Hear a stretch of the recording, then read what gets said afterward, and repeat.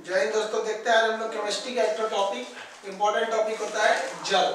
जल के बारे में समझते हैं, इसमें बारे में कई टाइप के क्वेश्चन आते हैं, सब इसके बारे में स्टार्ट करते हैं। देखिए, जल जो होता है एक यौगिक होता है। यौगिक किसे कहते हैं? जिसका फार्मूला बन गया है ना वो यौगिक होता है, जिसका फार्मूला नहीं होता वो यौगिक नहीं होता है। जैसे आपसे कहेगा कोई वायु, वायु का तो कोई फार्मूला ही नहीं होता है, तो वो फार्मूला नहीं है तो यौगिक नहीं होता। एक नॉर्मल सा ये पहचानने का तरीका है। अब ये H2O जो होता है इसमें कार्बन नहीं होता है, अतः H2O जो होता है कार्बन नहीं आता है। जल एक अकार्बनिक पदार्थ होता है। इसकी संरचना जो होती है कोणीय होती है। कोणीय संरचना होती है, कितने डिग्री का एंगल होता है? 104 डिग्री 25 मिनट। आप नॉर्मली 104 डिग्री याद रखिएगा। यह एक रंगहीन, गंधहीन तथा स्वादहीन होता है। इसका कोई अपना रंग नहीं होता है। इसका घनत्व 4 डिग्री सेल्सियस पर अधिकतम हो जाता है।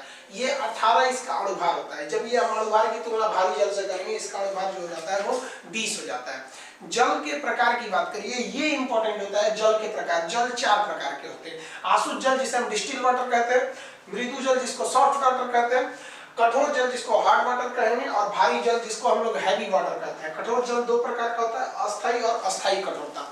तो हम लोग इसके बारे में पढ़ते हैं। देखिए, पार्ट 1 में हम लोग आसुत जल और मृदु जल को पढ़ लेंगे। पार्ट 2 हम कठोर जल पढ़ेंगे क्योंकि ये लंबा टॉपिक होता है। और पार्ट 3 को हम लोग भारी जल को पार्ट 3 में पढ़ेंगे। एक्चुअली अभी कोरोना को लेकर लॉकडाउन चल रहा है, इसलिए हम क्लास में नहीं पहुंच पाए, घर पे बना रहे हैं वीडियो खुद से। इसलिए एक ही में अगर लंबा वीडियो हो जाता है तो उसकी क्वालिटी थोड़ा सा कम हो जाता है, इसलिए कई पार्ट में करना पड़ रहा है। आप लोग इसको समझ सकते हैं। तो इसको आप लोग एक स्क्रीनशॉट लीजिए, फिर आगे बढ़ते हैं। देखिए, पार्ट ए में हम लोग 2 टाइप के जल को देख लेते हैं। एक हो जाएगा आसुत जल, दूसरा हो जाएगा मृदु जल, और फिर कठोर जल और भारी जल को नेक्स्ट पार्ट में देख लेते हैं। देखिए, आसुत जल को इंग्लिश में हम लोग कहते हैं लोग डिस्टिल वाटर। ये सबसे शुद्धतम जल है। सबसे शुद्धतम क्यों है? क्योंकि इसमें केवल H2O पाया जाता है, दूसरा कुछ पाया ही नहीं जाता है। केमिस्ट्री के हिसाब से दूसरा कोई भी चीज मिला दीजिएगा तो चीज अशुद्ध हो जाता है। तो जल में जहां कुछ मिला है वो अशुद्ध हो जाएगा। कहेंगे जल का शुद्धतम रूप कौन होता है?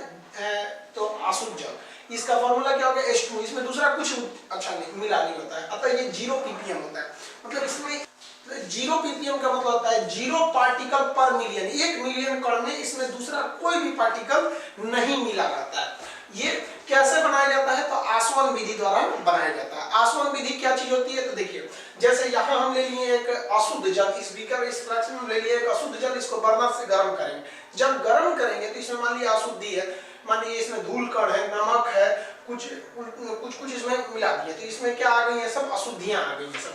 अब ये अशुद्धियों को हम इसमें मिला दिए तो अशुद्ध जल हो गया यहाँ पे। जब हम इसको बर्नर से गर्म करेंगे तो ये वाष्प बनेगा। आपको पता है कि नमक हो गया, अशुद्ध चीजें हो गया, वो उड़ नहीं पाते हैं सब, और ये वाष्प बन के जल उड़ जाएगा।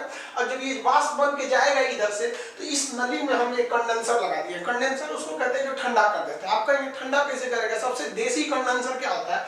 कपड़ा लगा के उसमें पानी मार दीजिए। जैसे बिहार टॉनिक एक होता है ना, वो सत्तू घोल के पी दिया जाता है, उसमें घड़ा में देखिएगा ना, लाल कपड़ा बांध के पानी मार देता है, वो कंडेंसर का काम करता है। तो यहाँ पे कपड़ा बांध दीजिए, बोरा बांध दीजिए, उसको पानी से मार दीजिए, तो ये जो वाष्प आ रहा है उसको ये ठंडा कर देगा।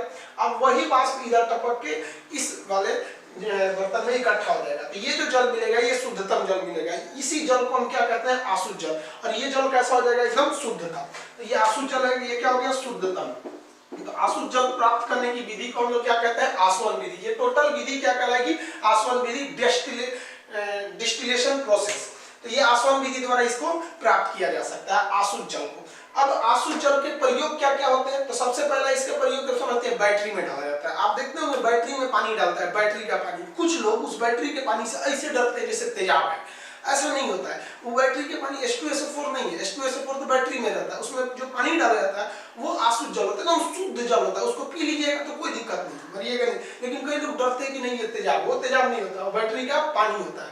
कैसा पानी? तो आसुत जल होता है वो। और क्या करता है? घाव धोने के काम में। मान लीजिए कहीं एक्सीडेंट हो गया और कहीं चोट लग गया, कट उठ गया, तो उसको डॉक्टर भी आसुत जल से ही धो देता है, क्योंकि वो जल एकदम शुद्ध रहता है, उसमें कोई और चीज नहीं मिली रहती। इंजेक्शन देने में भी इसका सबसे बड़ा यूज होता है। आप देखे होंगे टाइफाइड वगैरह अगर आपको होगा तो डॉक्टर जो इंजेक्शन देता है, तो इंजेक्शन के लिए एक छोटा डिब्बा आता है जिसमें दवा रहती है। तो वो क्या करता है? वो दवा पाउडर के रूप में रहता है, तो उसको पतला करने के लिए डॉक्टर एक छोटा सा पानी का बोतल रहता होगा, उसमें देखिएगा, तो उसमें से इंजेक्शन को निकाल लेता है अपने हिसाब से। अब बाकी जो पानी बच जाता है उसको फेंक देता है, फेंक दिया। अब लोग को लगता है कि जा दवा फेंक दिया, देहात के महिला का ये माई कुल दो या तो फेंक दे लो, लगे तो कौन चीज डॉक्टर, तो ऐसा नहीं है, वो तो पानी फेंक दिया अपने काम पर का 1 ml, जैसे डॉक्टर लिखा 1 ml इंजेक्शन, तो 2 ml के पानी में से 1 ml ले लिया, बाकी फेंक दिया, और सूखे वाले उसमें उस पानी को डाल के हिला देता है पूरा बढ़िया से, वो जो पाउडर था दवा का मिल गया और वही इंजेक्शन में लेके लगा देता है। अब आप कहिएगा कि उसको साधारण जल का प्रयोग क्यों नहीं करता है, तो नॉर्मल जल में अन्य चीजें भी मिली रहती हैं H2O के अलावा, उसमें कैल्शियम भी होता है, सोडियम भी होता है। अब आप बताइए, कोई किसी भी दवा का एक फिक्स कंपोजिशन होता है, कौन कौन से तत्व मिलाए गए। आप घर का पानी मिला दीजिएगा तो उसमें तो क्लोरीन भी पाया जाता है शुद्धता करने के लिए, अब वो जल उस दवा के साथ जाकर रिएक्शन कर देगा, इसलिए दवा वगैरह में भी हम लोग किस जल का प्रयोग करते हैं, आसुत जल का छोटा सा डिब्बा होगा मिलता है दवा में, आप देखेंगे उसको, तो वो हो गया आसुत जल उसका काम। अब आसुत जल को हम पी सकते हैं या नहीं पी सकते, पी सकते हैं, लेकिन कुछ खास फायदा नहीं होगा। उससे क्यों नहीं फायदा होगा, क्योंकि जब आप आसुत जल पिएंगे तो केवल H2O पिएंगे, तो आसुत जल पी भी सकते हैं, नहीं भी पी सकते, हालांकि पिएंगे तो केवल प्यास बुझेगी, आपको फायदा नहीं करेगा। हम लोग कौन से जल को पीते हैं, तो हम लोग सॉफ्ट वाटर यानी मृदु जल को पीते हैं। अब ये मृदु जल क्या होता है समझिए इसको, जब हम आसुत जल यानी H2O में अपने लायक उपयोगी चीज को मिला देते हैं, जैसे हम आसुत जल केवल H2O बोलेंगे तो आसुत जल हो गया, उसमें हम अपने लायक कुछ उपयोगी चीज मिला दे, जैसे सोडियम मिला दे, कैल्शियम मिला दे, मैग्नीशियम मिला दे, थोड़ा थोड़ा कण में, तो जल का टेस्ट अच्छा लगने लगता है। आप देखिएगा बिस्लेरी का पानी पीजिएगा या फिर जो सॉफ्ट वाटर, ये हो गया आपका मृदु जल, हैंडपंप से निकलने वाला जल भी होता है, मृदु जल भी होता है, तो ये पीने योग्य पानी होता है। इससे फायदा क्या है कि इसमें H2O तो है ही, इसके अलावा हमारे लायक उपयोगी चीज भी है, तो एक तीर से दो निशाना हो जाता है। अगर आप आसुत जल पिएंगे तो केवल प्यास बुझेगी, लेकिन अगर आप मृदु जल यानी सॉफ्ट वाटर पिएंगे तो आपकी प्यास भी बुझेगी और अच्छी चीजें भी आपके शरीर में मिलेगी। तो आसुत जल पी सकते हैं, लेकिन उससे ज्यादा अच्छा रहता है पीना कौन सा, मृदु जल। आसुत जल 0 ppm होता है, जबकि मृदु जल 150 ppm होता है। ये साबुन के साथ बहुत अच्छे से झाग देता है मृदु जल। तो खैर मृदु जल हटाते हैं, अभी आसुत जल के बाद में करते हैं। सबसे बड़ा लड़कों को कंफ्यूजन क्या होता है, सबसे शुद्ध जल वर्षा का जल है कि आसुत जल है, तो समझिए लोग, वर्षा का जल भी एक प्रकार का आसुत जल ही है। कैसे, तो जो हम आसवन यहाँ किए हैं, यही आसवन तो प्रकृति समुद्र में कर रही होती है। समुद्र पे सूर्य की किरणें जाती हैं, जो हम इस पानी को बर्नर से गर्म कर रहे थे, समुद्री जल को सूर्य गर्म करता है, ये वाष्प बनकर ऊपर जाता है, समुद्री जल भी वाष्प बन के ऊपर जाता है, उसका भी ऊंचाई पर जाने पर संघनन होता है, वो भी बरस जाता है। जैसे ये नीचे उतरा तो आसुत जल मिला, तो वर्षा का जल भी तो आसुत जल ही होता है, वो कोई अलग जल थोड़ी है।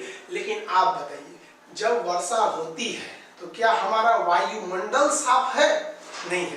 इस वायुमंडल साफ नहीं है, इस वायुमंडल में धूल कण, गाड़ियों का धुआं, कोई सिगरेट पिया है, कोई आग लगाया हुआ है, तो ये सारे धूल कण उस वर्षा के जल में मिल जाते हैं। तो वर्षा जल भी तो आसुत जल ही है, लेकिन वो गंदगी से मिल जाता है, जिस कारण वर्षा जल 250 ppm हो जाता है और यह वर्षा जल शुद्ध नहीं रह पाता है। तो जब वर्षा होती है तो शुद्ध रहती है, लेकिन वायुमंडल में पहुंचने के बाद वो अशुद्ध रह जाता है। इसलिए देहात में कहा जाता है कि पहले बरसात में नहीं नहाना चाहिए, क्योंकि 6-7 महीने बरसात का मौसम 1 साल बाद आता है, तो 1 साल तक वायुमंडल में जितना धूल कण है वो तो तैर रहा है। अब पहले बरसात में आप नहाएंगे तो बारिश तो होगा ही, अब पूरा धूल कण, सल्फर डाइऑक्साइड, जितनी भी हानिकारक पदार्थ है सब आपके पोत देगा वर्षा के रूप में आपके शरीर पे, हो जाएगा बड़का बड़का खजुगट। इसलिए पहली बरसात में नहीं नहाना चाहिए। बुजुर्ग लोग बोलते हैं, अब एगो लड़की गाना गा रही थी, हीरोइन है, बोलो भीग जाने दे पहली बरसात में, सोच रही भीग तू, खजुगट हो जाएगा, फिर बोलेगी हमको हो गया। तो पहली बरसात में नहीं नहाना चाहिए। 1-2 बार वर्षा हो जाती है तो वायुमंडल के धूल कण नीचे आ जाते हैं, उसके बाद वर्षा अच्छी होती है। अब आगे देखिए, गांव में बहुत लोग बर्फ का जो पत्थर गिरता है, ओला पत्थर, उसको इकट्ठा करके बोतल में रख देते हैं। क्यों? क्योंकि वो पत्थर जो होता है ना, वो तेजी से नीचे आ जाता है, उसमें गंदगी घुल नहीं पाई जाती है, उसको लोग बर्तन में रख लेते हैं, उसी के पानी से घाव धुलते थे।